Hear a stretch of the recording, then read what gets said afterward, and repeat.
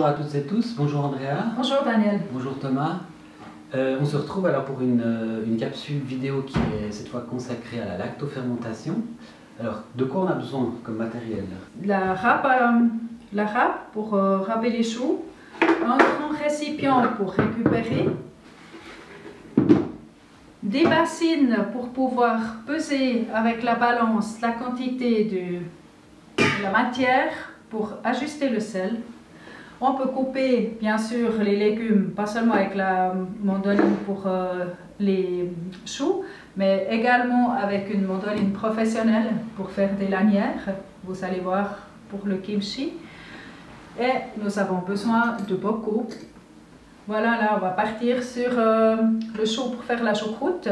Donc vous pouvez prendre des choux cabus. C'est des choux qui sont les feuilles très fines et qui sont vraiment des choux à choucroute.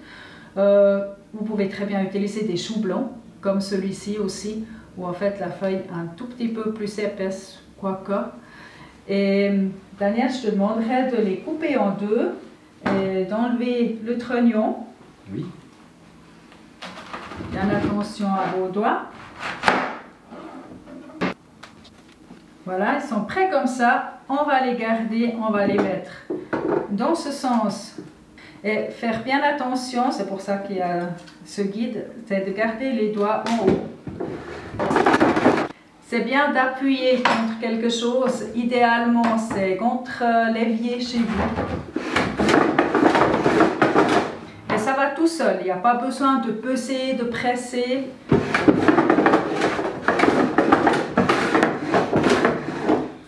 On arrive au bout, il nous reste un morceau pour ne pas risquer nos doigts. On va garder quelques feuilles qu'on va utiliser autant pour mettre au fond des bocaux et nous gardons aussi des feuilles pour pouvoir fermer le dessus, que quand il y a le liquide qu'on aimerait qui dépasse notre chou râpé, eh ben, il reste bien en dessus. Donc, on va garder quelques feuilles comme ça. Voilà, là on a râpé nos choux, autant le chou blanc qu'un peu de chou frisé, ça peut se mélanger même pour la choucroute. Et on s'aperçoit qu'il y a un petit peu des côtes qui ont passé dans notre mélange. Et ça on va l'enlever parce que c'est trop coriace, c'est trop dur. Maintenant on va peser notre chou, parce qu'il faut être précis avec le sel pour ne pas en rajouter trop.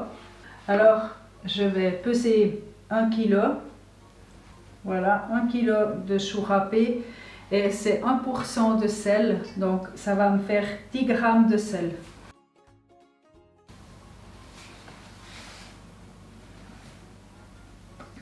Voilà, on a envie de vous montrer encore une lactofermentation avec d'autres légumes. Le kimchi, c'est une des recettes coréennes qu'on peut utiliser. Aujourd'hui, on a pris ces légumes-là. Voilà, alors cette mandoline, effectivement, c'est une mandoline professionnelle. Il y a pas mal de petites choses qu'on peut régler, insérer des lames d'un sens ou d'un autre. Je recommande de lire bien le mode d'emploi parce qu'il est... C'est pas si simple d'utilisation, et puis de bien laisser le mode d'emploi pour les utilisateurs suivants. Donc je vais essayer de vous montrer comment ça marche brièvement. Donc on peut placer simplement les légumes dans cette petite section là et on pose la chose dessus et on y va très aisément. Voilà, on est prêt avec le chou qui a macéré un peu avec le sel, il est devenu tout flasque, donc on peut presser, il y a l'eau qui sort. Donc le bocal est prêt avec les feuilles de chou au fond et on va commencer à remplir.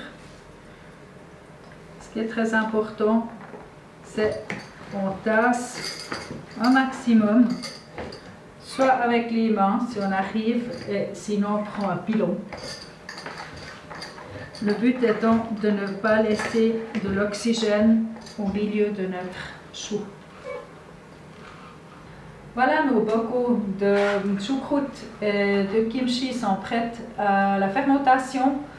Maintenant, on va les mettre sous une couverture ou un linge pour qu'elles fermentent à l'abri de la lumière. pas qu'elle perde la couleur.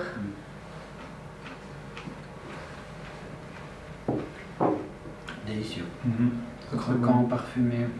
Comme une salade Mm. sans mettre la sauce. Très bon.